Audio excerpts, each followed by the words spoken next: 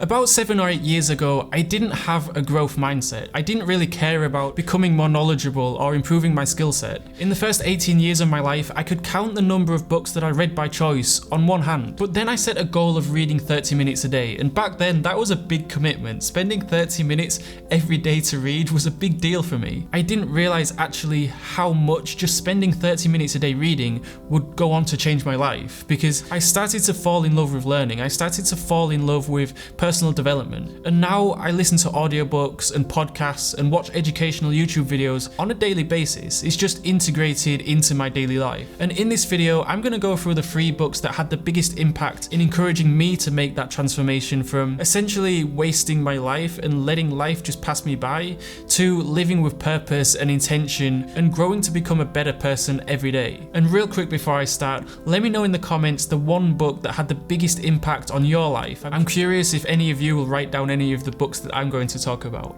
The first book that I'm going to recommend is Elon Musk's biography by Ashley Vance. And this book, it has probably the biggest impact on my life over every other book that I've read. And I don't think many of you know this, but this YouTube channel, Project Elon, was actually named after this book. This was back in 2016 when I was creating this channel. I was actually in a hotel room in Vietnam, and I had my laptop on my hotel room desk. And I was creating my YouTube account, and I was on the page where I had to choose a name. So I was thinking for a few minutes, okay, so this is a new project, something that I've never done before. I don't know whether it's going to work or not, but let's give it a go. So it was a completely new project, right? So I was going to name it Project X or Project something, but that was taken. But then I looked up and I saw the biography of Elon Musk lying on my desk right next to my laptop that I'd been reading earlier that day. So I thought, let's try Project Elon, and the name was available, so I went ahead with that. And that's when Project Elon YouTube channel was created. And the reason why I was reading this book in the first place was because at the time I was having problems with time management. For example,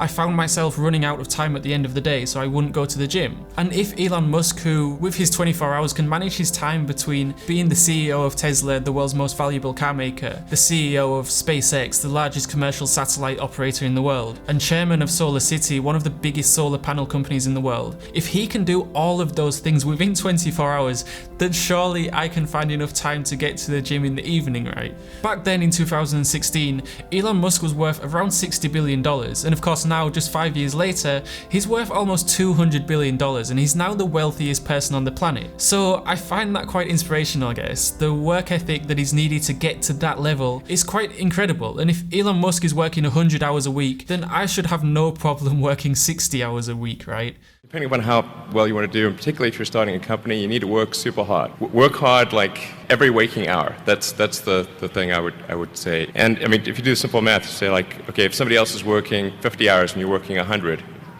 you'll get twice as much done in the course of a year as the other company. And I particularly like the biography of Elon Musk because it not only goes through his successes, but also his failures too, and actually many of his personality flaws as well, which I thought was quite interesting. And also it goes somewhat into explaining some of the phenomenally huge challenges and obstacles he ran into along the way. And there's an interesting interview of Elon Musk actually getting emotional when he's asked about some of his childhood heroes actually criticizing him for creating SpaceX, because some of them believed that commercial space flight is not a good idea. You know, there are American heroes who don't like this idea. I was very sad to see that because those guys are, those guys are heroes of mine, so it's really tough. They inspired you to do this, didn't they? Yes. And to see them casting stones in your direction. It's difficult.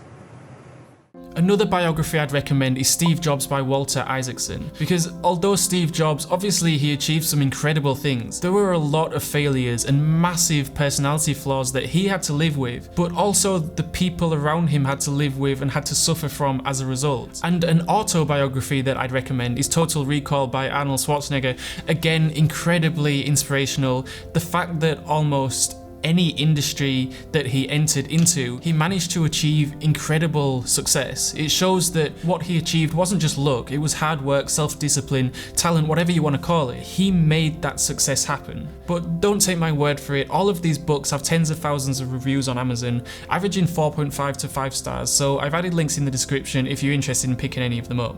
And I mention this quite often on this channel, you become the average of the 5 people you spend the most time with. And although you probably don't have millionaire friends or billionaire friends in your social circle, or people that are what you might consider ultra successful, the next best thing is to consume their content and read about them and read about their biographies, learn about how they got to where they are, the mistakes that they made and the successes that they had. And if nothing else, that energy, the level of success that they've managed to achieve will somewhat rub off on you too. And it's one of the main reasons why I love reading biographies, because I get so much inspiration from reading them. And motivation is a bit like collecting water in a bucket with a hole in it. Slowly the water will leak out and it needs to be topped up regularly. In the same way that our motivation needs topping up regularly, and reading biographies is a great way of doing that.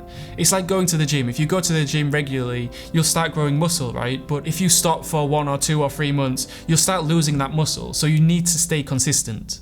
The second book that has had the biggest effect on me since reading it has got to be The Richest Man in Babylon. If you're at all interested in generating any kind of wealth in the future, then you've absolutely got to read this book. And even if you're not in the slightest bit interested in personal finance, we all need money to live, to be the best father we can be, to be the best mother, to be the best son, to be the best daughter, to have a positive impact at scale on the world around us. Money is often a necessary tool in order to achieve that. So The Richest Man in Babylon was written in 1926, and it provides financial advice through a collection of parables set 4,000 years ago in ancient Babylon. And you've probably heard of this book before, or maybe you've even read it, because it is a classic, and it's a classic for a reason. And in the book there are 7 rules of money. Start thy purse to fattening. Make more money or save more money. So if you're not able to save money, then channel your resources into creating more money. The point is to watch the money slowly grow, and this will provide opportunities to invest later on. Control thy expenditures. So don't spend more than what you make and create a budget. I started recording all of my expenses back in 2013, and this is one of my first ever yearly budgets 8 years ago now, and I still keep record to this day. And it's something so basic, but a surprising number of people, especially students, don't have any budget at all. Make thy gold multiply. Invest in yourself, invest in your business, invest in your career, invest in your relationships. Buy that book, buy that course, hire that coach. Investing in yourself is one of the best things that you can do in terms of personal growth. Guard thy treasures from loss. Don't invest in what you don't know, and don't jump into every investment that you see. Be open to new opportunities, but be wary at the same time. Make of thy dwelling a profitable investment. The book recommends that you own the building that you live in, which obviously has many advantages, although these days it's certainly more debatable whether the house you own and live in is actually an asset or a liability. And if you've ever read Rich Dad Poor Dad, you'll know exactly what I'm talking about.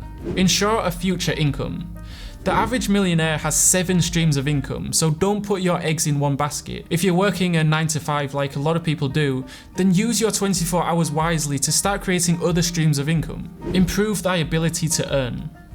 If you're not constantly updating your skill sets and growing as a person, then you're probably falling behind. Make learning a habit, and your income and quality of life are likely to increase with it. So to summarize the book in 10 seconds, save at least 10% of everything that you earn. Do not confuse your essential spending with luxury spending. Work hard to improve your skills. And finally, you cannot arrive at the fullest measure of success until you're able to crush procrastination. And if you are struggling with procrastination, I made a video last week on how I'm able to study for 14 hours a day relatively easily. You can click on the pop-out banner to watch that.